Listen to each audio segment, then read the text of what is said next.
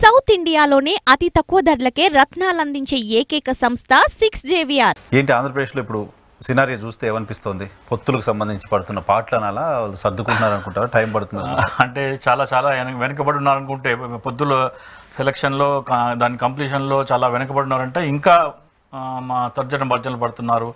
భారతీయ జనతా పార్టీకి ఇచ్చిన కేటాయింపుల్లో బయట నుంచి వచ్చిన వాళ్ళకి ఎక్కువ ప్రాధాన్యత ఇచ్చారు. సీనియర్స్కి ఇవ్వలేదని ఒక గొడవ, వాళ్ళ కుంపటి వేరు కుంపటి ఉంది. పవన్ కళ్యాణ్ ఇద్దరు ఎంపీలు ఎవరు ఎక్కడ పోటీ చేస్తారో ఇంకా అది పెండింగ్లో పెట్టారు. అలాగే మళ్ళీ 3 స్థానాలు అవనిగడ్డ, విశాఖపట్నం సౌత్ అండ్ పాలకొండ అనుకుంటా.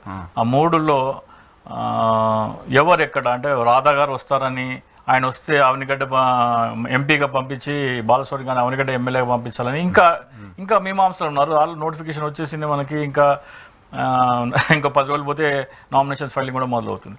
సో ఈ పరిస్థితుల్లో ఇంకా వాళ్ళు కన్ఫ్యూజన్ స్టేట్లో ఉన్నారు కాబట్టి వైసీపీకి ముందు నుంచి ఉన్న లీడ్ ఇంకా కన్సల్టేట్ చేసుకోవడానికి వాళ్ళు గ్యాప్ ఇస్తున్నారు.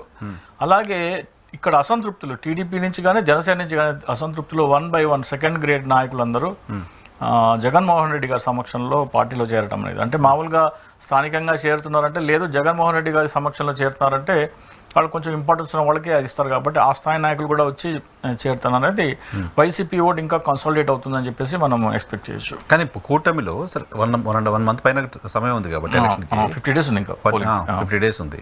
సర్దుకుంటాయి కదా కూటమిలో 3 పార్టీలు కలిసి వెళ్తున్నప్పుడు చిన్న డిస్టర్బెన్సెస్ వెరీ కామన్. మీరు ఇంతకుముందు ఇతర పార్టీల నుంచి వచ్చిన వాళ్ళకి టికెట్లు ఇచ్చారు అనేది.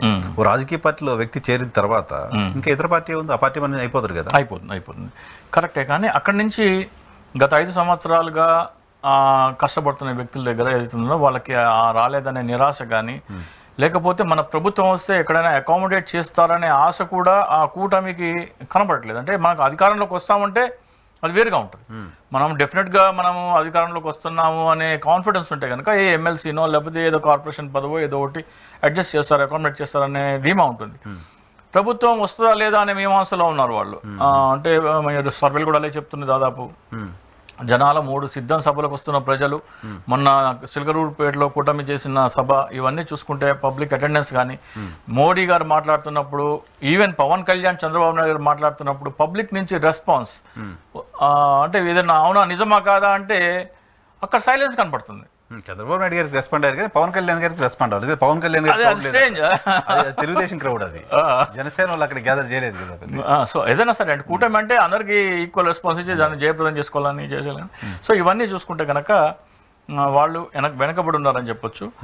మనకి సర్వేలో బట్టి చూస్తే డెఫినెట్గా మనకి వైసీపీ లీడ్లో ఉంది. సో ఇదే ట్రెండ్ కొనసాగితే 130 క్రాస్ అయినా ఆశ్చర్యం లేదు వైసీపీ. ఒకవేళ ఇదే ఇంకా చేరికలు అలకలు బుజ్జగింపులు అవ్వకుండా ఇప్పుడు జనసేన టికెట్ ఇంకోటి కావాలని చెప్పేసి బీజేపీ అడుగుతుంది. అది సోమవీర్రాజు గారికి తాడేపల్లి కూడా అడుగుతున్నారు అని అర్థం చేసుకుంటే.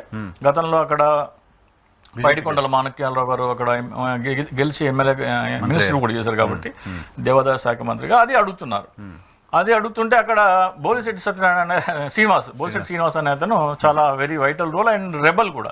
ఇవ్వకపోతే అక్కడ విధ్వంసం లంకాదహనం చేస్తారు ఆయన. సో ఇవన్నీ తలనొప్పులు ఉన్నాయి. పాలకొండ ఎస్టీ అక్కడ ఇవ్వలేరు.